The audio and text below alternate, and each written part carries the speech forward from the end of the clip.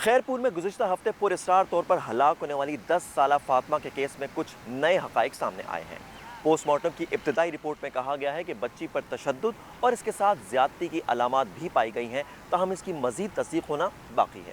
جس کے لیے پیر آف رانی پور کی حویلی میں موجود افراد کے ڈی این اے سیمپلز لیے جا رہے ہیں۔ اگر آپ کو اس معاملے کا معلوم نہیں تو پہلے میں آپ کو یہ بتا دوں کہ یہ کیس اس وقت منظر عام پر آیا تھا جب 15 اگست کو سوشل میڈیا پر پیر آف رانی پور کے گھر کی ویڈیوز وائرل ہوئی۔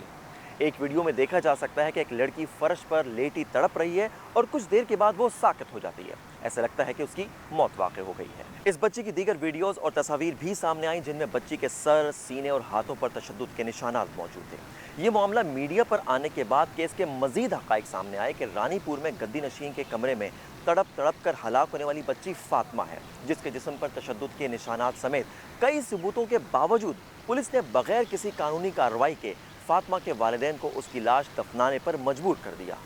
جبکہ گدی نشین کی جانب سے یہ بیان سامنے آیا کہ بچی کو گیسٹرو کا مرض لاحق تھا اور اسی وجہ سے اس کی موت واقع ہوئی۔ لیکن اس کیس میں ہونے والے شدید احتجاج نے حکام کو مجبور کیا کہ اس کی تحقیقات کی جائیں، جس کے بعد پولیس نے مرکزی ملزم پیر اسد شاہ، ایس ایچ او تھانہ رانی پور سمیت بچی کا علاج کرنے والے ڈاکٹر کو حراست میں لیا اور اعلیٰ سطح کی تحقیقات شروع کر دی گئیں۔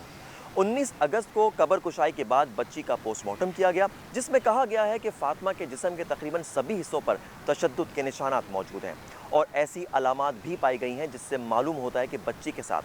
زیادتی اور بدفعلی بھی کی گئی۔ کیس میں نامزد ایک اور ملزمہ اور پیر اسد کی بیوی ہنا شاہ نے عدالت سے ضمانت حاصل کر لی ہے۔ دوسری جانب اس بات کا بھی خدشہ ظاہر کیا جا رہا ہے کہ ملزم کا تعلق انتہائی بااثر خاندان سے ہونے کی وجہ سے کیس کی مدعی یعنی فاطمہ کی والدہ پر دباؤ ڈال کر صلح کر لی جائے۔ اس لیے انسانی حقوق کے کارکنوں کا کہنا ہے کہ قتل اور ریپ کے الزامات لگنے کے بعد حکومت کو اس کیس میں خود مدعی بننا چاہیے تاکہ انصاف کے تقاضوں کو پورا کرتے ہوئے کیس کو منطقی انجام تک پہنچایا جائے۔